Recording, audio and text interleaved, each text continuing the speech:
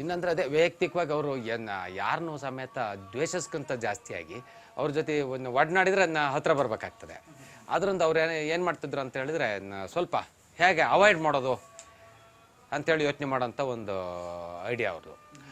ಅವರು ಒಂದು ಸರ್ತಿ ಏನಾಗಿದೆ, ತೇಜಸ್ವಿನಿ ನೋಡಬೇಕು ಅಂತ ಹೇಳಿ ತುಂಬ ಆತರ ಒಬ್ಬ ಹುಡುಗನಿಗೆ. ಅವನು ಏನಾಗ್ತಿದ್ದ, ಈ ಮುದುರಬ್ಬಾರ್ ನೋಡಿ ಕೇಳಿದಿರಲ್ಲ, ಇಲ್ಲಿಂದ ಹೋಗ್ತಾ ಮುದುರಬ್ಬಾರ್ನಲ್ಲಿ ಕೆಲಸ ಮಾಡ್ತಾ ಇದ್ದ. ಅವ್ನು ಕೆಲಸ ಮಾಡ್ತಾಯಿದ್ರು ಅವ್ನ ಕಾನ್ಸಿಯಸ್ ಏನಂತ ಹೇಳಿದರೆ, ಇವ್ರು ಯಾವ ಟೈಮಿಗೆ ಬರ್ತಾರೆ ಯಾವ ಟೈಮಿಗೆ ಹೋಗ್ತಾರೆ ಅಂತೇಳಿ ಅದ್ರ ನೋಡ್ಕೊಂಡಿದ್ನಲ್ಲ. ಇವ್ರ ಜೊತೆ ನಿಂತು ಮಾತಾಡಬೇಕು ಅನ್ನೋಂಥ ಅವನ ಆಂಬಿಷನ್ಸ್ ಪೂರೈಸೋದಿಲ್ಲ. ಯಾಕೆ ಅಂತ ಹೇಳಿದ್ರೆ ಅವರು ಅಂಥ ದೊಡ್ಡ ವ್ಯಕ್ತಿ ಜೊತೆ ಇವನು ಮಾತಾಡೋಕ್ಕಾಗೋದಿಲ್ಲ. ಯಾಕೆ ಅಂತ ಹೇಳಿದ್ರೆ ಇವನು ಸಣ್ಣ ಹುಡುಗ, ಜೊತೆಗೆ SLC ಪಾಸ್ ಆಗಿದ್ದಾನೆ, ಅವನ್ನ ಸಪ್ಲೈಯಿಂಗ್ ಕೆಲಸ ಮಾಡ್ತಾನೆ. ಇವನೇನು ಮಾಡ್ದ, ಬಂದ್ಬಿಟ್ಟು ದಿವಸ ಇವ್ರು ಬರೋ ಟೈಮಿಗೆ ಅಡ್ಡ ಹಾಕೋದು. ಒಂದು ದಿವಸ ಸುಮ್ಮನಾಗಿದ್ದಾರೆ, ಎರಡನೇ ದಿವಸ ಸುಮ್ಮನಾಗಿದ್ದಾರೆ, ಮೂರನೇ ದಿವಸ ಇವ್ರ ಕಾನ್ಷಿಯಸ್ ಏನಾಗಿದೆ ಅಂತ ಹೇಳಿದರೆ, ಇವನು ನಿಲ್ಲಿಸಿ ಬೈದ್ರೇ ಸರಿ ಆಗೋದು ಅನ್ನೋಂಥ ಯೋಚನೆ ಆಗಿದೆ. ನಿಲ್ಲಿಸಿದ್ದಾರೆ. ನಿಲ್ಲಿಸಿದ ಕೂಡ ಅವನು ಓಡೋಡಿ ಬಂದಿದ್ದಾನೆ, ಬಾಯಲ್ಲಿ ಅಂದಿದ್ದಾರೆ, ತುಂಬ ಹತ್ರಕ್ಕೆ ಬಂದಿದ್ದಾನೆ. ಇವ್ರು ಹೊಡೆದಿಲ್ಲ ಅವನಿಗೆ. ನೀನು ಎಷ್ಟು ದಿವಸದಿಂದ ಯೋಚನೆ ಮಾಡಿದೀಯ ನಾನು ಬಸ್ ನಡಿನೋ ಲಾರಿ ಅಡಿನೋ ಸಿಕ್ಕಿ ಸತ್ತೋಗ್ಲಿ ಅಂಥೇಳಿ? ನಿನಗೆ ಯಾಕೆ ನನ್ನ ಮೇಲೆ ಇಷ್ಟೊಂದು ಹೊಟ್ಟೆ ಕಿಚ್ಚು ಅಂತ ಕೇಳ್ತಾರೆ. ಆವಾಗ ಇವನಿಗೆ ಏನು ಹೇಳೋದಕ್ಕೆ ಅಂತ ಇವನಿಗೇನು ಗೊತ್ತಾಗಿಲ್ಲ. ಯಾಕಂದ್ರೆ ಇವನು ಅಡ್ಡಾಗ್ತಿದ್ದು ತಪ್ಪು ಅಂತೇಳಿ ಇವನಿಗೆ ಅರ್ಥ ಆದ್ರೂ, ಇನ್ನೊಂದು ದಿವಸ ನೀನೇನಾದರೂ ಅಡ್ಡ ಹಾಕಿಬಿಟ್ರೆ ಪೊಲೀಸ್ ಸ್ಟೇಷನಿಗೆ ಕೊಡ್ತೀನಿ ಅಂತ ಹೇಳಿದ್ದಾರೆ. ಅಷ್ಟು ಹೇಳಿದ್ದೆ ಸರಿ, ಇವನ್ ಜಾಗ ಖಾಲಿ. ಅವತ್ತು ನನ್ನ ಅಡ್ಡ ಹಾಕೋದು ಬಿಟ್ಟ. ಆ ರೀತಿ ಇವರು ಯಾರನ್ನಾದ್ರೂ ಏನಾದರೂ ಒಂದು ಟ್ಯಾಕಲ್ ಮಾಡಬೇಕು ಅಂತ ಹೇಳಿದ್ರೆ ಅವ್ರದ್ದೇ ಆದ ವೇನಲ್ಲಿ ಟ್ಯಾಕಲ್ ಮಾಡ್ತಾಯಿದ್ರು. ಮತ್ತು ಯಾರ ಜೊತೆನಾದರೂ ಮಾತಾಡಿ, ಸಾಮಾನ್ಯ ಹುಡುಗರ ಜೊತೆನೇ ಅವ್ರು ಹೆಚ್ಚಿನ ವಿಚಾರಗಳನ್ನ ಹಂಚಿಕೊಳ್ತಾ ಇದ್ದದ್ದು. ಹಂಚ್ಕೊಳ್ಬೇಕಾದ್ರೆ ಏನಾಗ್ತಿತ್ತು ಅಂತ ಹೇಳಿದ್ರೆ, ಈ ಹುಡುಗರು ಬೈದರೆ ಸಹಿಸ್ಕೊಳ್ತಾರೆ, ಅವ್ರ ಕೊಲೀಗ್ಸಿಗೆ ಏನಾದರೂ ಬೈದರೆ ಸಹಿಸ್ಕೊಳ್ಳೋದಿಲ್ಲ. ಅದರಿಂದ ಏನಂತ ಹೇಳಿದ್ರೆ ಇವ್ರು ಹುಡುಗರ ಜೊತೆನೇ ಹೆಚ್ಚಿನ ವ್ಯವಹಾರ ಅಥವಾ ಪ್ರೀತಿ ವಿಶ್ವಾಸ ಎಲ್ಲ ಇಟ್ಕೊ. ಅದರಿಂದ ಅವ್ರ ಹತ್ರ ಅವ್ರ ಫ್ಯಾನ್ಸ್ ಇರೋರೆಲ್ಲ 80% ಯೂತ್ಸೇನೆ, 80% ಯೂತ್ಸು. ಮತ್ತು ಅದನ್ನ ಪುಸ್ತಕ ಓದೋರು ಇದ್ದೇ ಇದ್ದಾರೆ ಬಿಡಿ. ಅವ್ರು ಯಾತಕ್ಕೆ ಅಂತ ಹೇಳಿದ್ರೆ, ಅವ್ರು ಯಾವುದೇ ಬುಕ್ಸ್ ಇದಾವಲ್ಲ ಆ ಬುಕ್ಸು ಸಮೇತ ಹಾಗೆ ಓದಿಸ್ಕೊಂಡು ಹೋಗ್ತವೆ. ಅದರಲ್ಲಿ ಥಿಯರಿ ಏನಿದೆ ಅನ್ನೋದು ಎರಡನೇ ಕ್ವಶನ್, ಅದು ಮತ್ತು ಲಾಸ್ಟಿಗೆ ಅರ್ಥ ಆಗೋವಂಥದ್ದು. ಅದನ್ನು ಓದ್ಕೊಂಡು ಹೋಗ್ತವೆ, ಎಲ್ಲ ಪುಸ್ತಕಗಳು ಓದ್ಕೊಂಡು ಹೋಗ್ತವೆ. ಅದರಿಂದ ಎಲ್ಲರೂ ಸಮೇತ ಅವರು ಬುಕ್ಸನ್ನು ಲೈಕ್ ಮಾಡ್ತಾರೆ. ಜೊತೆಗೆ ಅವ್ರದ್ದು ಕರ್ನಾಟಕ ಒಂದೇ ಅಲ್ಲ, ಬೇರೆ ಕಡೆಯೂ ಅವ್ರ ಪುಸ್ತಕಗಳೆಲ್ಲ ಸೇಲ್ ಆಗ್ತವೆ. ಎಲ್ಲೇ ಇಟ್ಟರು ಇವ್ರದ್ದು ಕುವೆಂಪು ಅವ್ರದ್ಕಿಂತನೂ ತೇಜಸ್ವಿ ಅವ್ರನ್ನ ಕುವೆಂಪು ಅವ್ರದ್ದೆಲ್ಲ ಹಳೆ ಪುಸ್ತಕಗಳು ಅವು ರೆಡಿ ಇದೆ. ಅವು ಬಿಡಿ, ಅವ್ರದ್ದು ಇಮೇಜ್ ಮಾಡೋಕ್ಕಾಗೋದಿಲ್ಲ ನಾವು, ಅವ್ರದ್ದು ವರ್ಲ್ಡಲ್ಲೇ ಇದೆ ಅಂತ ಕಾಣುತ್ತೆ. ಬಟ್ ಇವ್ರದ್ದಂತೂ ಪುಸ್ತಕ ಪ್ರಿಯರೇ ಇದ್ದಾರೆ ಅವರಿಗೆ. ಅವರೆಲ್ಲರೂ ಸಮೇತ ಮಿನಿಮಮ್ ಒಬ್ಬೊಬ್ಬರ ಮನೇಲಿ ಒಂದು 20-10 ಪುಸ್ತಕಗಳು ಇದ್ದೇ ಇರ್ತವೆ. ಅವರು ವಿಸ್ಮಯ 1, ವಿಸ್ಮಯ 2, ವಿಸ್ಮಯದವೇ ಸುಮಾರಿದ್ದಾವೆ. ಆನಂತರ ಮಿಲೇನಿಯಂ ಸೀರೀಸು, ಆದ್ಮೇಲೆ ಕರ್ವಾಲೋ, ಇವೆಲ್ಲವೂ ಸಮೇತ ಓದ್ಸ್ಕೊಂಡು ಹೋಗೋಂಥ ಸೀರೀಸ್ಗಳು. ಮತ್ತು ಯಾಕೆಂದ್ರೆ ನಮ್ಕೊತಾನು ಜಾಸ್ತಿಯಾಗಿ ಈಗ ಇತ್ತೀಚೆಗೆ ನೀವೇ ಸ್ಟಡಿ ಮಾಡಿದ್ದೀರಿ, ಯಾಕೆ ಅಂತ ಹೇಳಿದ್ರೆ ಅವ್ರ ಬುಕ್ಸು ಇವನ್ನೆಲ್ಲ. ಅದರಿಂದ ನಿಮ್ಗೆ ಹೆಚ್ಚಿನ ಮಾಹಿತಿ ಕೆಲವು ಜಾಸ್ತಿ ನಿಮಗೆ ಇರುತ್ತೆ. ನಾವೇನಾದರೂ ಲೋಕಲಲ್ಲಿ ತಿಳ್ಕೊಂಡಷ್ಟನ್ನು ತಿಳ್ಕೊಂಡಿದ್ದೀವಿ. ನಮ್ಗೆ ಅದು ಮುಖ್ಯವಾಗಿ ಏನು ಅಂತಂದ್ರೆ, ನಮಗೆ ಪುಸ್ತಕದಿಂದ ಕಂಡುಕೊಂಡು ತೇಜಸ್ವಿ ಎಲ್ಲರೂ ನೀವು ಹೇಳಿದಾಗ ತಿಳ್ಕೊಂಡ್ಬಿಟ್ಟಿರ್ತಾರೆ. ಆ ಪುಸ್ತಕದ ಹೊರತಾಗಿರೋ ತೇಜಸ್ವಿ ಕಂಡಿರೋ ತೇಜಸ್ವಿ ಬೇರೆ ಬೇರೆ ದೃಷ್ಟಿಕೋನ. ಹೌದು, ಪುಸ್ತಕದಲ್ಲೂ ಬಂದಿಲ್ಲ, ಯಾರು ಎಲ್ಲೂ ಬಂದಿಲ್ಲ ಅದು ಬೇಕು ನಮಗೆ, ಹಾಗಾಗಿ ಮಾತಾಡ್ತಾರೆ. ಹೌದು. ಮತ್ತೆ ಅವರು ಇದು ತೋಟಕ್ಕೆ ಇದಕ್ಕೆಲ್ಲ ಹೋದರೆ ಅವ್ರ ತೋಟ ಏನು ತುಂಬ ನೀಟಾಗಿ ಕೆಲಸ ಮಾಡಿಸಿ ಏನು ಇಟ್ಟಿರ್ತಿರ್ಲಿಲ್ಲ ಅವ್ರಿಗೆ. ಯಾಕೆ ಅಂತ ಹೇಳಿದ್ರೆ ಅದ್ರ ನೋಡೋಷ್ಟು ಸಮಯ ಏನಿಲ್ಲ. ಅವ್ನು ಕೆಲಸ ಮಾಡಿದೇನೋ ಮಾಡಿದೆ, ಅವ್ನು ಎಷ್ಟು ಮಾಡಿದಾನೋ ಬಿಟ್ಟಿದ್ದಾನೋ ಅದು ಅವ್ರಿಗೆ ಐಡಿಯಾಸ್ ಸಿಗ್ತಾ ಇರಲಿಲ್ಲ. ಯಾಕೆ ಅಂತ ಹೇಳಿದ್ರೆ ಅವ್ರಿಗೆ ತೋಟದ ಬಗ್ಗೆ ಆ ಆಸಕ್ತಿ ಇರಲಿಲ್ಲ. ಏನು ಬಂದಿದೆ ಬರುತ್ತೆ ಅವ್ರಿಗೆ. ಬುಕ್ಸ್ ಈಗ ನಾವು ತಿಳ್ಕೊಂಡಂಗೆ ಅವರಿಗೆ ಇನ್ನು ಬುಕ್ಸಲ್ಲಿ ಪ್ರಾರಂಭ ಆಗಿದ್ದು ನಮ್ಮಿಂದನೇ. ನಮ್ಮ ಬುಕ್ಸನ್ನು ಯಾವಾಗ ಇಲ್ಲಿ ಪ್ರಿಂಟ್ ಮಾಡಿಸಿದ್ರೋ ಅದ್ರ ಮೇಲೆ ಬುಕ್ಸಲ್ಲಿ ಅವ್ರಿಗೆ ಪ್ರಾಫಿಟ್ ಬರೋಕ್ಕೆ ಸ್ಟಾರ್ಟ್ ಆಗಿದೆ. ಇಲ್ಲಿವರೆಗೂ ಬುಕ್ಸನ್ನ ಅವರು ಮಾಡಿರಲೇ ಇಲ್ಲ. ಎಲ್ಲ ಏನು ತಂದೆ ಪುಸ್ತಕ ಇದ್ದು ಅವು ಹೋಗ್ತಾಯಿದ್ದು, ಇವರು ಅದ್ರ ಬಗ್ಗೆ ಹೆಚ್ಚಿನ ಆಸಕ್ತಿ ತೋರಿಸಿರಲಿಲ್ಲ. ಯಾವಾಗ ಇಲ್ಲಿ ಪ್ರಿಂಟ್ ಮಾಡಿಸಿದ್ರೋ ಅದ್ರ ಮೇಲೆ ಅವರಿಗೆ ಪ್ರಾಫಿಟ್ ಬರೋಕ್ಕೆ ಶುರು ಆಯ್ತಲ್ಲ. ಇವ್ರದ್ದು ಪುಸ್ತಕ ಸ್ವಲ್ಪ ಕಾಸ್ಟ್ಲಿನೇ, ಕಾಸ್ಟ್ಲಿ ಆದ್ರೂ ಪ್ರಾಫಿಟ್ ಬರ್ತಾ ಇತ್ತಲ್ಲ. ಮತ್ತು ಎರಡನೇದಾಗಿ ಬುಕ್ಸ್ಗೆ ಇವರು ಕಮಿಷನ್ ಜಾಸ್ತಿ ಹೋಗೋದಿಲ್ಲ, ಯಾಕೆಂದರೆ ಸರ್ಕಾರದ ಮುಖಾಂತರನೇ ಹೆಚ್ಚಿನ ಪುಸ್ತಕಗಳು ಸೇಲ್ ಆಗ್ತವೆ. ಆ ಸೇಲ್ ಆಗೋದ್ರಿಂದ ಇವರಿಗೆ ಪ್ರಾಫಿಟ್ ಜಾಸ್ತಿ ಇರುತ್ತೆ.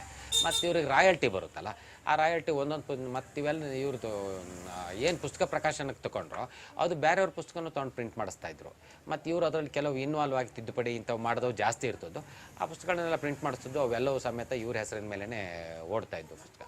ಅವ್ರು ಸಾಯಬಾರ್ದಿತ್ತು. ನಮ್ಮ ಇದಕ್ಕೆ ಇನ್ನೂ ಸ್ವಲ್ಪ ಟೈಮ್, ಇನ್ನೊಂದು 10 ವರ್ಷ ಇದ್ದಿದ್ರೆ ಸ್ವಲ್ಪ ಯೂತ್ಸಲ್ಲಿ ಚೇಂಜಸ್ ಆಗ್ತಿತ್ತು ಅಂತ ನನ್ನ ಭಾವನೆ. ಯೂತ್ಸಲ್ಲಿ ಕೆಲವು ಚೇಂಜಸ್, ಯಾಕೆ ಅಂತ ಹೇಳಿದ್ರೆ ಈ ರಾಜಕೀಯದ ವಿಚಾರಕ್ಕಂತಲೂ ಜಾಸ್ತಿಗೆ ಬೇರೆ ಬೇರೆ ರೀತಿಲಿ ಯೂತ್ಸನ್ನೊಂದು ಒಳ್ಳೆ ತಳದಿಗೆ ತರ್ತಿದ್ರು ಅಂತ ನನ್ನ ಭಾವನೆ. ಮೋಟಿವೇಟ್ ಅಲ್ಲ, ಏನು ಬೇಡ, ಅವ್ರು ಒಂದು ವರ್ಡ್ ಸಾಕು. ಅದು ಯಾಕೆ ಅಂತ ಹೇಳಿದ್ರೆ ಅವರ ಬೇರೆ ಶಿವರಾಮ್ ಕಾರಂತ್ ಇರ್ಬೋದು, ಇವ್ರು ಇರ್ಬೋದು, ಅವ್ರ ವರ್ಡ್ಗೂ ಇವ್ರ ವರ್ಡ್ಗೂ ಭಾರಿ ವ್ಯತ್ಯಾಸ ಇದೆ. ಇವ್ರ ವರ್ಡಲ್ಲಿ ನಮ್ಮ ಯೂತ್ಸು ಟರ್ನ್ ಆಫ್ ಜಾಸ್ತಿ ಇತ್ತು. ಈ ಬೇರೆಯವ್ರನ್ನ ಹೇಗೆ ಮಾಡ್ತಾಯಿದ್ರು ಅಂತ ಹೇಳಿದ್ರೆ ಅವ್ರು ಏನು ಹೇಳಿದ್ರು ಅವ್ರ ರೀತಿ ನೀತಿಗಿಂತನೂ ಜಾಸ್ತಿಯಾಗಿ ಏನಾದರೂ ಪರ್ಸ್ನಲ್ ಇಮೇಜ್ ಇರೋವು. ಇವರಲ್ಲಿ ಹಂಗಲ್ಲ. ಇವ್ರ ಪರ್ಸ್ನಲ್ಲು ಇಲ್ಲ, ಇದು ಇಲ್ಲ. ಏನು ತಪ್ಪು ಅಂದ್ರೆ ತಪ್ಪೇ, ಅವನೇನು ಕಡಿಲ್ಲ. ಅದೇನು ಎರಡನೇ ಕ್ವಶನ್. ತಪ್ಪೆ. ಅದು ಖಂಡಿಸಂಥ ವ್ಯಕ್ತಿತ್ವ, ಅದು ನೇರವಂತಿಕೆ ಅದು ನಾವು ಇವತ್ತಿಗೂ ಅವರಿಂದ ತಿಳ್ಕೊಂಡ್ರಂಥ ವಿಚಾರ. ಇನ್ನು ಕೆಲವು ವಿಚಾರಗಳಲ್ಲಿ ಇದಕ್ಕೆ ಫಂಕ್ಷನಿಗೆ ಬರ್ತಿದ್ರಲ್ಲ, ಫಂಕ್ಷನಿಗೆ ಬರ್ಬೇಕಾದ್ರೆ ಆನ್ ಟೈಮ್ ನೋಡೋ, ನೀವು ಸರಿಯಾಗಿ ಅರೇಂಜ್ ಮಾಡಿ ಟೈಮಿಗೆ ಮಾಡಿರ್ತೀಯೋ ನಾನು ಬರ್ತೀನಿ, ಇಲ್ಲ ಅಂತೇಳಿ ನಾನು ಬರೋದಿಲ್ಲ ಅಂತೇಳಿ ಅವ್ರು ಫಂಕ್ಷನಿಗೆ ಕರೆದಿದ್ರೆ ಎಲ್ಲರೂ ಬೇಕಾದ್ರೆ ಅಧ್ಯಕ್ಷರು ಬರದೇ ಇದ್ರು ಚಿಂತಿಲ್ಲ, ಫಂಕ್ಷನ್ ಸ್ಟಾರ್ಟ್ ಮಾಡಿಬಿಡೋರು. ಯಾಕೆ ಅಂತ ಹೇಳಿದ್ರೆ ಅವ್ರ ಹತ್ರ ಬಂದು ಎಲ್ಲರ ಎದುರುಗಡೆ ಎಲ್ಲರೂ ಬೈಸ್ಕೊಳ್ಬೇಕಾಗ್ತಿತ್ತು. ಏನು ಅರೇಂಜ್ ಮಾಡಿದ್ರು ಅವರೆಲ್ಲರೂ ಬೈಸ್ಕೊಳ್ಬೇಕಾಗ್ತಿತ್ತು. ಆ ಉದ್ದೇಶದಿಂದ ಆ ಫಂಕ್ಷನಿಗೆ ಕರಿಬೇಕಾದ್ರೆ ಯೋಚನೆ ಮಾಡೇ ಕರಿತಿದ್ರು. ಕರೆದ ಫಂಕ್ಷನ್ಗೂ ಅದೇ ರೀತಿಯೇ ರೆಡಿ ಆಗಿರ್ತಿದ್ರು. ಇಲ್ಲಾಂದ್ರೆ ಇವ್ರು ಎದ್ದು ಹೋಗಿ ಆಗೋದು, ನನ್ನ ಟೈಮ್ ಮೀರ್ತಯ, ಇಷ್ಟೊತ್ತಿನಾಗ ನಾನು ಟೈಮ್ ಕೊಟ್ಟಿದ್ರೆ ಅಲ್ಲಿಂದ ಮುಂದಕ್ಕೆ ನಾನೇ ಯಾಕೆ ಇಲ್ಲಿ ಕೂತ್ಕೊಳ್ಳಿ, ನೀವೇನೇನೋ ಬಂದು ಏನೋ ಮಾಡ್ಕೊಳ್ಳಿ ಅಂತ ಕೇಳಿ ಹೋಗ್ಬಿಡೋರು. ಅಲ್ಲ, ಹೇಳೋಕ್ಕೆ ಕೇಳೋಕ್ಕೆ ಸಮಯ ಇರ್ತಿರ್ಲಿಲ್ಲ ಅವ್ರ ಹತ್ರ.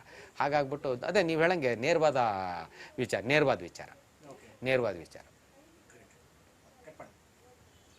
ಇಲ್ಲಿಗೆ ಬಂದರು ಲಿಂಬೆ ಮೂಲೆ ಅಂತೇಳಿ, ಇಲ್ಲಿಗೆ ಬಂದ ಮೇಲೂ ಹೊರಗೆ ಬರ್ತಾ ಇದ್ದದ್ದು ಭಾರಿ ಕಡಿಮೆ. ಈ ಬುಕ್ಸ್ ಪ್ರಿಂಟ್ಗಾಗೇ ಹೊರಗೆ ಬರ್ತಾ ಇದ್ದದ್ದು. ಅದೇನೇ ಅವ್ರದ್ದು ಪರ್ಸ್ನಲ್ ವಿಚಾರಗಳು.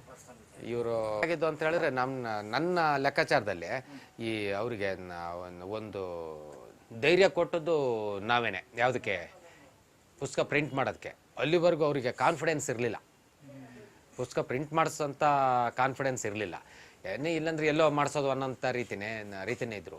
ಯಾವಾಗ ನಾವು ಬಿಡಿ ಸರ್ ನಿಮ್ಮ ಪುಸ್ತಕ, ನಮಗೂ ಕರೇಜ್ ಇತ್ತು ಅವಾಗ. ಯಾಕೆ ಅಂತ ಹೇಳಿದ್ರೆ ಇವ್ರ ಪುಸ್ತಕ ಪ್ರಿಂಟ್ ಮಾಡೋದಕ್ಕೆ ಸಾಧ್ಯನಾ ಅನ್ನೋಂಥ ಒಂದು ಕರೇಜ್ ಇತ್ತು. ಅದ್ರ ಮೇಲೆ ನಾವು ಅವ್ರಿಗೆ ಕೇಳಿದ್ವಿ, ಸರ್ ಇಷ್ಟು ಟೈಪ್ಸ್ ಇಷ್ಟಿದೆ, ಇಷ್ಟು ಟೈಪ್ಸಲ್ಲಿ ಎಷ್ಟು ಪೇಜ್ ನಿಲ್ಲುತ್ತೆ, ಎಷ್ಟು ಪೇಜ್ ನಿಂತರೆ ನಾವು ದಿನದಲ್ಲಿ ಎಷ್ಟು ಪೇಜ್ ಹೊಡಿಬೋದು, ಇಷ್ಟು 150 ಕಿರುಗುರಿನ ಗೈಗಳು 157 ಪೇಜ 150 ಪೇಜ 157 ಇದೆ. ಆ 157 ಪೇಜನ್ನು ಪ್ರಿಂಟ್ ಮಾಡ್ಬೇಕಾದ್ರೆ ದಿನ ಎಷ್ಟು ಬೇಕು, ಟೈಮ್ ಎಷ್ಟು ಬೇಕು ಅಂತೇಳಿ. ಅವಾಗ ಅವರು ಸಮೇತ ನನಗೂ ಸರಿಯಾದ ಐಡಿಯಾಸ್ ಸಿಕ್ಕಾಕ್ಲ ಕಣೆ. ಒಂದು ದಿವಸದಲ್ಲಿ ಎಷ್ಟು ಪೇಜ್ ಕಂಪೋಸ್ ಮಾಡ್ಬೋದು ಸರ್? 2 ಜನ ಕಂಪೋಸ್ ಮಾಡಿದ್ರೆ 8 ಪೇಜ್ ಕಂಪೋಸ್ ಮಾಡ್ಬೋದು. 8 ಪೇಜ್ ಕಂಪೋಸ್ ಮಾಡಿದ್ರೆ ನೀವೆಷ್ಟು ಕೋಪ್ರೇಟ್ ಮಾಡ್ಬೇಕಾಗ್ತದೆ? ನೀವು ದಿನದಲ್ಲಿ ನಮ್ಗೆ 2 ಸರ್ತಿ ಬರಬೇಕಾಗುತ್ತೆ, 3 ಸರ್ತಿ ಬರಬೇಕಾಗುತ್ತೆ. ಒಂದು ನಾವು ಏನು ಬೆಳಗ್ಗೆ ಫಸ್ಟ್ ಪ್ರಿಂಟ್ ಹಾಕ್ತೀವೋ, ಪ್ರಿಂಟ್ ಹಾಕಿದ್ದನ್ನು ಪ್ರೂಫ್ ನೋಡಿರ್ತೀರ, ಪ್ರಿಂಟ್ ಹೋಗುತ್ತೆ. ಪ್ರಿಂಟ್ ಹೋದ ಕೂಡ ನಾವು ಅದನ್ನು ವಾಪಸ್ ಹಾಕ್ತೀವಿ. ವಾಪಸ್ ಹಾಕಿ ಮತ್ತೆ ಅಕ್ಷರ ಜೋಡಿಸ್ಕೊಳ್ಬೇಕಲ್ಲ, ಅದೇ ಅಕ್ಷರಗಳನ್ನ ವಾಪಸ್ ಹಾಕ್ಬೇಕು, ಮತ್ತೆ ಜೋಡಿಸ್ಕೊಳ್ಬೇಕಾದ್ರೆ ಇನ್ನು 4 ರೆಡಿ ಇರುತ್ತೆ. ಆ 4 ರೆಡಿ ಇದ್ದರೆ ಅದು ಪ್ರಿಂಟಿಗೆ ಹೋಗುತ್ತೆ. ಅದು ಪ್ರಿಂಟಿಗೆ ಹೋಗೋದ್ರೊಳಗಡೆ ಇದು ಕಂಪೋಸ್ ಆಗುತ್ತೆ, ಇನ್ನು 4 ಪೇಜ್ ಕಂಪೋಸ್ ಆಗುತ್ತೆ. ಆ 4 ಪೇಜ್ ಕಂಪೋಸ್ ಆದರೆ ನೀವು ಆ 4 ನೋಡಿದ್ರೆ ಮಾತ್ರ ನಾವು 1 ತಿಂಗಳೊಳಗೆ ಪೂರೈಸೋದಕ್ಕೆ ಸಾಧ್ಯ ಅಂಥೇಳಿ ನಮಗೂ ಅವ್ರಿಗೂ ಮಾತುಕತೆ. ಅದ್ರ ಮೇಲೆ ಸರ್ ಪೇಜ್ಗೆ ಎಷ್ಟೇ, ಮೈಸೂರಿನಲ್ಲಿ ಅಷ್ಟುಂಟು ಇಷ್ಟುಂಟು ಸರ್, ನಮಗೊಂದು ಇಷ್ಟು ಸೇರಿಸ್ಕೊಡ. ಅದೆಲ್ಲ ಆಗೋದಿಲ್ಲ ಕಣೆ, ಆ ವಿಚಾರ ಎಲ್ಲ ನೀನು ಅಷ್ಟಕ್ಕೆ ಮಾಡ್ತೀಯಾ ಮಾಡು. ಬಟ್ ನಮ್ಗೆ ವರ್ಕೌಟ್ ಆಗ್ತಾ ಇರಲಿಲ್ಲ. ಏನಂತ ಹೇಳಿದ್ರೆ ಮಾಡಿದ್ವಿ ಅನ್ನೋಂಥ ಒಂದು ಉತ್ಸಾಹ ಇತ್ತು, ತೃಪ್ತಿ ಇತ್ತು ಬಿಟ್ಟರೆ, ಬಟ್ ವರ್ಕೌಟ್ ಆಗ್ತಾ ಇರಲಿಲ್ಲ. ಯಾಕೆಂದರೆ ಆ ರೇಟು ಇಲ್ಲಿಗೆ ವರ್ಕೌಟ್ ಆಗ್ತಿರಲಿಲ್ಲ. ಮೈಸೂರಿಗಾದರೆ ಸಾಧ್ಯ. ಯಾಕೆ ಅಂತ ಹೇಳಿದ್ರೆ ಅವ್ರದ್ದು ದೊಡ್ಡ ಯೂನಿಟ್ ಇರುತ್ತೆ, ಕೆಲಸಗಾರರು ಜಾಸ್ತಿ ಇರ್ತಾರೆ. ಎಷ್ಟು ಮಾಡ್ಕೊಂಡು ಹೋದ್ರೂ ಟೈಪ್ಸ್ ಏನು ಮುಗಿದೋಗೋದಿಲ್ಲ. ಇಲ್ಲಿ ಆಗಲ್ಲ. ನಾವು ಮಿನಿಮಮ್ ಇಲ್ಲಿ ಆ ಟೌನಿಗೆ ಅಥವಾ ಈ ತಾಲೂಕಿಗೆ ಎಷ್ಟು ಬೇಕೋ ಅಷ್ಟನ್ನು ಇಟ್ಕೊಂಡಿರ್ತೀವಿ. ಆವಾಗ ಟೈಪ್ಸ್ ಮುಗಿದೋಗ್ತವೆ. ಮತ್ತು ಪುನಃ ಇವನ್ನೆಲ್ಲ ವಾಪಸ್ ಹಾಕಬೇಕು, ಆ ಸಮಯ ಜಾಸ್ತಿ ತೊಗೊಳುತ್ತೆ. ಅದು ಅವರು ಅಲ್ಲಿ ಆದರೆ ಏನು ಮಾಡ್ತಾರೆ ಅಂದರೆ, ಒಂದು ಕೇಸ್ ಇಲ್ಲದ್ರೆ ಇನ್ನೊಂದು ಕೇಸಿಗೆ ಹಾಕ್ತಾರೆ. ಇವ್ರಿಗಾಗ ಅದ್ರ ಮೇಲೆ 2 ಕೇಸ್ ತರಿಸಿದ್ವಿ ಆ ತಿಂಗಳಲ್ಲೇ. ಮತ್ತೆ ಆರ್ಡ್ರ್ ಮಾಡಿ 2 ಕೇಸ್ ತರಿಸಿ ಅವಾಗ ನಮ್ಮ ಹತ್ರನೇ ಒಂದು 200 kg ಕನ್ನಡ ಟೈಪ್ಸೇ ಇತ್ತು. ಬರೀ ರನ್ನಿಂಗ್ ಇದನ್ನೇ 200 kg ಹಾಕ್ಸ್ಕೊಂಡು ಕೆಲಸ ಮಾಡಿದ್ವಿ. ಬಟ್ ಆ ಕೆಲಸ ಮಾಡಿದ್ಕೆ ಒಂದು 3 ಪುಸ್ತಕ ಪ್ರಿಂಟ್ ಹಾಕಿದ್ವಿ. ಅಷ್ಟ್ರ ಮೇಲೆ ಅದನ್ನ ಕಂಪ್ಯೂಟ್ರು ಬಂತು ಮತ್ತು ಆಫ್ಸೆಟ್ ಮಿಷಿನ್ನು ರೆಡಿ ಆಯಿತಾ. ಹಾಗಾಗ್ಬಿಟ್ಟು ಪ್ಲೇಟ್ ಮಾಡಿ ಪ್ರಿಂಟ್ ಹಾಕ್ಸೋದಕ್ಕೆ ಮೈಸೂರಿಗೆ ಹೋದರು. ಆ ಪ್ಲೇಟ್ ಅಂತ ಹೇಳಿದ್ರೆ ಅವ್ರನ್ನ ಪ್ಲೇಟ್ನ ಐಡಿಯಾಸನ್ನ ಶ್ರೀರಾಮ್ ಅವ್ರಿಗೆ ಗೊತ್ತಿತ್ತಲ್ಲ, ಹಾಗಾಗಿ ಇವ್ರಿಗೆ ಅಷ್ಟೊಂದು ರಿಸ್ಕ್ ಆಗಲಿಲ್ಲ. ಇವ್ರು ಇಲ್ಲಿಂದ ಎಲ್ಲ ರೆಡಿ ಮಾಡಿಬಿಟ್ಟು ತೆಗೆದು ಕಳಿಸ್ಬಿಡೋರು. ಈ ರೀತಿ ಸಿಂಗಲ್ ಪೇಜಲ್ಲಿ ಈ ಸೈಜ್ ಪೇಜಲ್ಲಿ ರೆಡಿ ಮಾಡ್ಕೊಂಡು ಕಳಿಸ್ಬಿಡೋರು. ಈ ಸೈಜ್ ಸೀಟಿಗೆ ಈಗ ರೆಡಿ ಮಾಡಿಬಿಟ್ಟು ಮ್ಯಾಟ್ರ್ ಇರ್ತಿತ್ತು, ರಿವರ್ಸ್ ಇಮೇಜನ್ನು ತೆಗೆದುಬಿಟ್ಟು ಎಲ್ಲ ಹಿಂಗೆ ಪಿನ್ ಮಾಡಿಬಿಡೋರು. 150 ಪೇಜನ್ನು ಪ್ರಿಂಟ್ ಮಾಡಿಬಿಟ್ರೆ ಅಲ್ಲೇನಾಗ್ತಿತ್ತು, ಅವರು ಹಿಂಗೆ ಫುಲ್ ಡಮ್ಮಿ ಅಲ್ವಾ, ಫುಲ್ ಡಮ್ಮಿ ಹೋಗ್ತಿತ್ತು ಅಲ್ಲಿ ಮೈಸೂರಿನಲ್ಲಿ. ಫುಲ್ ಡಮ್ಮಿನ ಹೀಗೆ ಫೋಲ್ಡ್ ಮಾಡೋರು. ಈಗ ಫೋಲ್ಡ್ ಮಾಡಿ 8 ಸೀಟು ಈಗ ಮಾಡಿಬಿಟ್ಟು 8 ಆಯ್ತಿದ್ದು. ಈ 8ಕ್ಕೂ ಫಸ್ಟ್ ಇಲ್ಲಿಂದ ತಗೊಂಡು ನಂಬರ್ ಕೊಟ್ಕೊಂತ ಹೋಗ್ಬಿಟ್ಟು ಅದ್ರ ಮೇಲೆ ಈ ಸೈಡಿಗೆ ಯಾವ್ದು ಪೇಜ್ ಬರುತ್ತೆ, ಈ ಸೈಡಿಗೆ ಯಾವ್ದು ಬರುತ್ತೆ ಫಿಕ್ಸ್ ಮಾಡೋರು. ಈ ಸೈಡಿಗೆ ಯಾವ್ದು ಪೇಜ್ ಬರುತ್ತೆ 16 ಪೇಜ್ ತೊಗೊಳೋರು. 1 2 3 4 5 6 7 8 ಇದು 8 ಇದು 8 ಇದು 8 8 16 ಪ್ರಿಂಟ್ ಆದರೆ ಆನಂತರ ಸೆಂಟ್ರ್ ಫೋಲ್ಡ್ ಆಗೋದಲ್ವಾ, ಅದಕ್ಕೆಲ್ಲ ರೆಡಿ ಮಾಡಿಕೊಂಡು ಪ್ರಿಂಟಿಗೆ ಹಾಕ್ತಾರೆ ಅಲ್ಲಿ. ಅದರಿಂದ ಪ್ಲೇಟ್ ಎಲ್ಲ ಮಾಡೋದಕ್ಕೆ ಇವರು ಅಷ್ಟನ್ನು ರೆಡಿ ಮಾಡಿ 16 ಸೆಟ್ ಮಾಡಿ ಕೊಟ್ಬಿಡೋರು. ಅವಾಗೇನಾಗೋದು ಪ್ರಿಂಟಿಗೆ ಈಸಿ ಆಗೋದು. ಪ್ರಿಂಟಿಗೆ ಈಸಿ ಆಗೋದು. ಮತ್ತು ಬುಕ್ಸ್ ಎಲ್ಲ ಒಂದು 3 days 4 days ಒಳಗೆ ಹೊರಗೆ ಬಂದುಬಿಡೋರು. ಪ್ಲೇಟ್ ಎಲ್ಲ ರೆಡಿ ಆಗಿಬಿಟ್ರೆ ಆಯಿತು. ರೆಡಿ ಆಗಿಬಿಟ್ರೆ ನೀವೇನಿಲ್ಲ, ಪ್ರಿಂಟಿಂಗ್ 2 days 3 days ಒಳಗೆ ಪ್ರಿಂಟಿಂಗ್ ಹೋಗೋದು. ಫೋಲ್ಡಿಂಗ್ ಆ್ಯಂಡ್ ಗಮ್ಮಿಂಗ್ ಎಲ್ಲ 1-2 ದಿವಸ. ಅಲ್ಲಿ ಯಾಕೆ ಅಂತ ಹೇಳಿದ್ರೆ 100-150 ಜನ ಊದ್ಬತ್ತಿ ಉಜ್ತಾರೆ ನೋಡಿ, ಆ ಹುಡುಗರು ಸಿಗ್ತಾರೆ. ಹಾಗಾಗ್ಬಿಟ್ಟು ಬುಕ್ ರೆಡಿ ಮಾಡೋದೆಲ್ಲ ಬರೀ ಈ ಜಲ್ಲಿ ಬೀಳುತ್ತಲ್ಲ, ಆ ಜಲ್ಲಿಗೆ ಮಾಡಿಬಿಡ್ತಾರೆ. ಅವ್ರಿಗೇನು ಮಿನಿಮಮ್ ಕಾಸ್ಟ್ ಕೊಟ್ಟರು ಸಾಕು. ಆ ಜಲ್ಲಿ ಎಲ್ಲ 5 ರೂಪಾಯಿ 6 ರೂಪಾಯಿ ಆವಾಗಲೇ ಕಲರ್ ಇತ್ತು, ಅದಕ್ಕೆ ಇದು ವೈಟು. ಆ ವೈಟ್ ಜಲ್ಲಿಗೆ ಅವ್ರು ಮಾಡಿಬಿಡೋರು. ಅವ್ರಿಗೆ ಅದರಲ್ಲೇ ಮಾರ್ಜಿನ್ ಆಗಿಬಿಡೋರು. ಈಗ ಕಾಸ್ಟ್ಲಿ ಆಗಿದೆ ಬಿಡಿ, ಲೇಬರ್ ಕಾಸ್ಟ್ಲಿ ಆಗಿದೆ. ಈಗ ಲೇಬರೇ ಸಿಕ್ಕೋದಿಲ್ಲ ಪ್ರಿಂಟಿಂಗ್ ಲೈನ್ ಅಂತ ಹೇಳಿದ್ರೆ. ಅವಾಗ ಸ್ವಲ್ಪ ಈಸಿ ಇತ್ತು. ಮಿನಿಮಮ್ 1000 ಅಂತಲ್ಲ ಸರ್, 1000 ಅವರು ಫಸ್ಟಿಗೆ ನಾವು ಹೊಡೆದದ್ದು 1000, ಆನಂತರ 2ನೇ ಹೊಡೆದದ್ದು 2000, ಮತ್ತು 3ನೇ ಬುಕ್ ಹೊಡೆದದ್ದು 2000. ಇದು ಎಂಥದ ಹೆಸರು ನೆನಪು ಮರ್ತೋಗಿದೆ ನನಗೆ. ಕರ್ವಾಲೋ ಫಸ್ಟ್ ಹೊಡೆದದ್ದು, ಕಿರುಬೂರಿನ ಗಯ್ಯಾಳಿಗಳು ಫಸ್ಟು. ಅದು 1000 ಹೊಡೆದು ಒಂದು 15 ದಿವಸನೋ ಒಂದು 15 ದಿವಸ 20 ದಿವಸಕ್ಕೆ ಹೋಗ್ಬಿಡ್ತದು. ಅದು ಹೋದ ಕೂಡ ಮತ್ತೆ 2ನೇ ರೌಂಡ್ 1 ತಿಂಗಳು ಬಿಟ್ಟು ಮತ್ತೆ 2ನೇ ತೊಗೊಂಡ್ವಿ. ಯಾವುದು ಕಿರುಬೂರಿನ ಗಯ್ಯಾಳಿಗಳನ್ನು 2ನೇ ಸರ್ತಿ ಹೊಡೆದಿದ್ದು. ಮತ್ತು ಪುನಃ ಅದನ್ನು ಕಂಪೋಸ್ ಮಾಡ್ಬೇಕಲ್ಲ, ಅದೇ ನೀವು ಕಂಪ್ಯೂಟ್ರಲ್ಲಿ ಆಗಿಬಿಟ್ಟಿದ್ರೆ ಅದು ರೆಡಿ ಇರ್ತಿತ್ತು. ಹಾಗಾಗಿ 2ನೇ ಸರ್ತಿ ಮಾಡಿ 2ನೇ ಸರ್ತಿ ಹೊಡೆದ್ವಿ 2000. ಅದು 2000 ಖಾಲಿ ಆಯಿತು. ಅದ್ರ ಮೇಲೆ ಮತ್ತೆ ಹೊಸದಾಗಿ 3rd ಎಡಿಷನ್ ಅಂತೇಳಿ ಮತ್ತೆ ಇದು ಕಂಪ್ಯೂಟ್ರಲ್ಲಿ ರೆಡಿ ಮಾಡಿ ಹಾಕ್ಸಿದ್ದು. ಬರ್ಡ್ಸೇ ಜಾಸ್ತಿ ಇದ್ದು. 600 ರೂಪಾಯಿ ಒಂದು ಬುಕ್ಕಿಗೆ. ಅದು ಮಾಯಮುಖಗಳಲ್ವಾ? ಹಾಂ, ಕರೆಕ್ಟ್ ಮಾಯಮುಖಗಳು. ಅದನ್ನು ಓದಿದ್ದೀರಾ? ಓದಿದ್ದೀರಾ? ಹಾಂ, ಕಲರ್ಫುಲ್ ಆಗಿ ತುಂಬ ಚೆಂದ ಇದೆ ಅದು ಬುಕ್ಸ್. ಅಲ್ಲ ಅದು ಮೈಸೂರಲ್ಲೇ ಪ್ರಿಂಟ್ ಆಗಿದ್ದು. ಬಟ್ ಅದು ಎಕ್ಸ್ಟ್ರಾರ್ಡಿನರಿ ಬುಕ್ ಮಾತ್ರ. ಆ ಬುಕ್ಸು ಎಲ್ಲ ಗಿಫ್ಟಿಗೆ ಸೇಲ್ ಆಗ್ತದೆ. ಅಲ್ಲ, ನೀವು ಕಾನ್ಸಂಟ್ರೇಟ್ ಮಾಡ್ತಿದ್ರೆ, ಯಾಕೆಂದರೆ ಅವ್ರನ್ನ ಕಾನ್ಸಂಟ್ರೇಟ್ ಮಾಡೋದಂದರೆ ಈಗ ಇವತ್ತು ನಮ್ಗೆ ಅನ್ಸೋದ್ರ ಪ್ರಕಾರ ಅವರು ಒಂದು ಪ್ರೂಫ್ ನೋಡ್ಬೇಕಾದ್ರೆ ಅವರಿಗೆ ತೆಗೆದು ಬೆನ್ನ ಮೇಲೆ ಒಂದು ಏನಾದರೂ ಹಾಕಿದ್ರೂ ಅವ್ರಿಗೆ ಗೊತ್ತಾಗ್ತಿರ್ಲಿಲ್ಲ. ಕಂಪ್ಲೀಟ್ ಇನ್ವಾಲ್ವ್ ಆಗಿರ್ತದೆ. ಅಂದ್ರೆ ಅಷ್ಟು ತಾಳ್ಮೆಗಿಂತನೂ ಪೇಷನ್ಸ್ ಇತ್ತು. ಒಂದೇ ಕಡೆಗೆ ಮೈಂಡನ್ನು ಇಟ್ಕೊಳ್ತಿದ್ರು. ಈಗ ನೀವು ಈಗ ನಾನು ಮಾತಾಡ್ತಾ ಇದ್ರು ಯಾರಾದರೂ ಕರ್ಕೊಳೆ ಅಂತೇಳಿ ಆ ಕಡೆ ಬಾಯಿ ತೆಗಿತೀವಿ. ಆದರೆ ಅವ್ರದ್ದು ಆ ರೀತಿ ಇಲ್ಲ. ಅಲ್ಲಿ ಏನು ಇದು ಮಾಡಿದ್ರು ಅದ್ರ ಒಳಗಡೆನೇ ಇರ್ತಿದ್ರು. ವಲನ ಪ್ರತಿಯೊಂದು ಪ್ರಾಣಿಗಳದ್ದು ಹೆಂಗೆ ಅವರು ನೋಡ್ತಾ ಕೂರ್ತಾಯಿದ್ರು. ಫೋಟೋ ಕ್ಯಾಮ್ರಾ ಹಿಡ್ಕೊಳ್ಳೋದ್ರ ಜೊತೆಗೆ ಅದ್ರ ನೋಡ್ತಾ ಕೂತ್ಕೊಳ್ತಿದ್ರು. ಅದು ಏನು ಮಾಡ್ತದೆ, ಅದರ ಕೆಲಸ ಏನು, ಅದು ಯಾವ ಟೈಮಿಗೆ ಏನು ಮಾಡ್ತದೆ, ಎಷ್ಟೆಷ್ಟು ಹೊತ್ತಿಗೆ, ಒಂದೊಂದು ದಿವಸ ಎಲ್ಲ ಅವ್ರು ಒಂದೊಂದು ಹಕ್ಕಿ ಗೂಡಲ್ಲಿ ಬಂದರೆ ಯಾವ ಟೈಮಿಗೆ ಫುಡ್ ಕೊಡುತ್ತೆ, ಫುಡ್ ಕೊಟ್ಟಾಗ ಇದು ಯಾವ ರೀತಿ ಬಾಯಿ ಕಳೆಯುತ್ತೆ, ಇದನ್ನೆಲ್ಲ ಅವರು ನೋಡಿ ತೆಗೆದಂಥ ಒಂದು ಇಮೇಜ್ಗಳು. ಅದರಿಂದ ಅವ್ರಿಗೆ ಆ ಹಕ್ಕಿಗಳ ಬಗ್ಗೆ, ಅದರ ಇದ್ರ ಬಗ್ಗೆ, ಮತ್ತು ಇನ್ನೊಂದರಲ್ಲಿ ಮರ ಹತ್ತೋದು, ಇದು ಹಲಸಿನಕಾಯಿ ತೋಟಕ್ಕೆಲ್ಲ ಹೋಗಿ ಕೆಲಸ ಮಾಡೋವಂಥದ್ದು, ಆಳುಗಳು ಏನು ಮಾಡ್ತಾಯಿದ್ರು ಅವೆಲ್ಲ ಬರೆದಿದ್ದಾರೆ ನೋಡಿದ್ರಲ್ಲ. ಅದರಲ್ಲಿ ಕಾನೂನು ಸುಬ್ಬಮ್ಮ ಇರ್ತೀನಿ, ಅದು ಅವ್ರ ತಂದೆ ಬರೆದಿದ್ದು. ಪರಿಸರದ ಕತೆ ಬರಲ್ವಾ? ಪರಿಸರದ ಕತೆ. ಹಾಂ, ಅದರಲ್ಲೂ ಚೆನ್ನಾಗೆಲ್ಲ ಇದು ಮಾಡಿದ್ದಾರೆ. ಅದು ಒಂದು ಫ್ರೆಶ್ ಅಪ್ ಆಗೋಕ್ಕೆ ಕಾಫಿ ಬೇಕು. ಕಾಫಿ ಬಗ್ಗೆ ಭಾರಿ ಪ್ರಿಯರು ಅಂತ ಹೇಳಿದ್ರೆ ಕಾಫಿ ಬಗ್ಗೆ ತುಂಬ ಪ್ರಿಯರು. ಫ್ರೆಶ್ ಅಪ್ ಆಗಬೇಕು ಅಂದ್ರೆ ಕಾಫಿ ಬೇಕು ಅವರಿಗೆ. ಬಂದು ಅವ್ರು ಮಾತಾಡೋ ಶೈಲಿನಲ್ಲೇ ನಮಗೆ ಭಾರಿ ಸಂತೋಷ ಆಗೋದು. ರಮೇಶ ಇದೆಯೇನೋ, ಏನು ಮಾಡ್ತೀಯೋ ಆಯಿತು. ಅದು ಬಂದಮೇಲೆ ಕಾಫಿ ತರಿಸಯ್ಯ, ಅವ್ರಿಗೆ ಇರೋಷ್ಟು ಟೈಮು ಅವ್ನು ಇದ್ಬಿಟ್ಟ ನಾಗರಾಜ ಅನ್ನೋನು. ಹಾಗಾಗ್ಬಿಟ್ಟು ನಮ್ಗೆ ಅವ್ರಿಗೆ ಕಾಫಿ ಅವ್ರು ಬಂದ ಕೂಡಲೇ ಸಾಮಾನ್ಯವಾಗಿ ಕಾಫಿ ಸಿಕ್ಕೋದು. ಅವ್ನು ಯಾಕೆ ಅಂತ ಹೇಳಿದ್ರೆ ಅವನು ಕಾಯ್ತಾ ಕೂತ್ಕೊಂಡಿರ್ತಿದ್ದ ಅವ್ರ ಜೊತೆ ಅವ್ರು ಮಾತಾಡೋದನ್ನ ಕೇಳೋದಕ್ಕಾಗಿ, ಅವ್ರು ಮಾತಾಡೋ ಸ್ಟೈಲ್ನ ಅದನ್ನೆಲ್ಲ ಕೇಳೋದಕ್ಕಾಗಿ ಅವನು ಕಾಯ್ತಾ ಇರ್ತಿದ್ದ.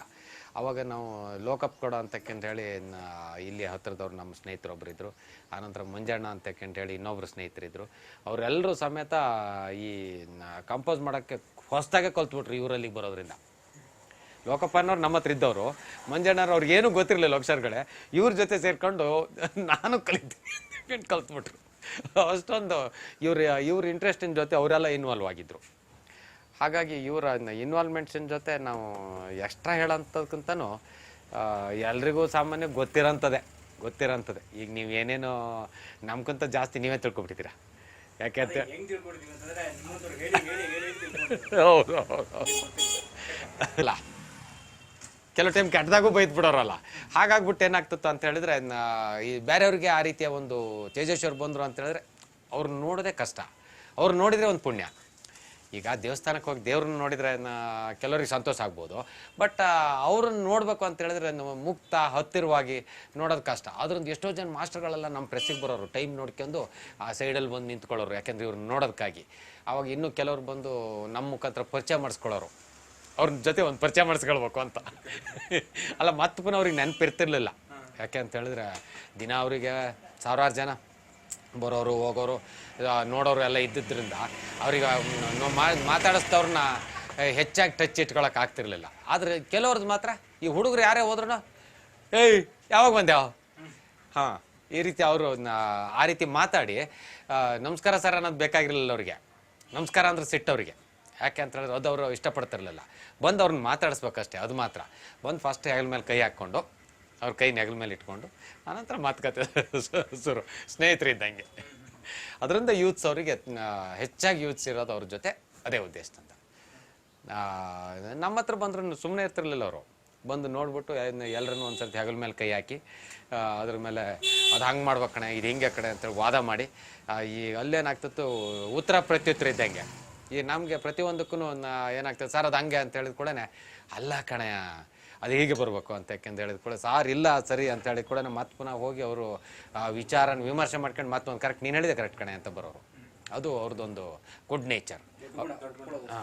ಒಪ್ಕೊಳ್ಳೋದು ಉಂಟಲ್ಲ, ದೊಡ್ಡ ಗುಣ. ಅದು ನಮಗೆ ಅವ್ರ ಜೊತೆ ಹೆಚ್ಚಿನ ಬಾಂಧವ್ಯ ಇಟ್ಕೊಳ್ಳೋಕ್ಕೆ ಅದು ತುಂಬ ಅನುಕೂಲ ಆಗಿದೆ ನಮ್ಗದು. ಮತ್ತು ಎರಡನೇದಾಗ ಅವರಿಂದ ಸಾಮಾನ್ಯವಾಗಿ ಮೂಡಿಗೆರೆನಲ್ಲಿ ಹಳೆಕೋಟೆ ರಮೇಶು ಇವರೆಲ್ಲರೂ ಸಮೇತ ಸಾಹಿತಿಗಳಾದ್ರೂ ಮತ್ತು ಮೇಜರಾಗಿ ಅಂತ ಹೇಳಿದ್ರೆ ಅವರಿಗೆ ಹೆಲ್ಪ್ ಆಗಿದ್ದು ಈ ಪ್ರದೀಪ್ ಕೆಂಜಿಗೆ ಗೊತ್ತಲ್ಲ. ಪ್ರದೀಪ್ ಕೆಂಜಿಗೆ ಹೆಂಗೆ ಅಂತ ಹೇಳಿದ್ರೆ ಅವ್ರ ಹತ್ರ ಕಂಪ್ಯೂಟರ್ ಇತ್ತು. ಪ್ರದೀಪ್ ಕೆಂಜಿಗೆ ಫಾರಿನ್ಗೆ ಹೋದಾಗ ತಂದಿದ್ರು. ಆ ಕಂಪ್ಯೂಟರ್ ಏನಾಯ್ತು ಅಂದರೆ ಅದು ಯೂಸ್ ಮಾಡೋಕೆ ಅವ್ರಿಗೆ ಏನೂ ಗೊತ್ತಿಲ್ಲದೆ, ಅದ್ರ ನಾಲೆಡ್ಜ್ ಏನೂ ಇರಲಿಲ್ಲ ಅವ್ರಿಗೆ. ತಂದುಬಿಟ್ರು. ನಾಲೆಡ್ಜ್ ಇಲ್ಲದೆ ಇದ್ದಿದ್ದರಿಂದ ಇವ್ರ ಹತ್ರ ಕಂಪ್ಯೂಟರ್ ಇದೆ ಅಂತ ಹೇಳಿದ ಕೂಡ ಇವ್ರೇನು ಮಾಡಿದ್ರು, ಅದನ್ನು ಇವರಿಗೆ ಕೊಟ್ಟರು. ಯಾರಿಗೆ? ತೇಜಸ್ವಿಯವ್ರಿಗೆ ಕೊಟ್ಟರಿಂದ ಇದರಲ್ಲಿ ಇಷ್ಟೊಂದು ಹೊಡಿಬೋದಲ್ಲ ಅಂತ ಹೇಳಂತ ಒಂದು ಐಡಿಯಾ ಸಿಕ್ತು.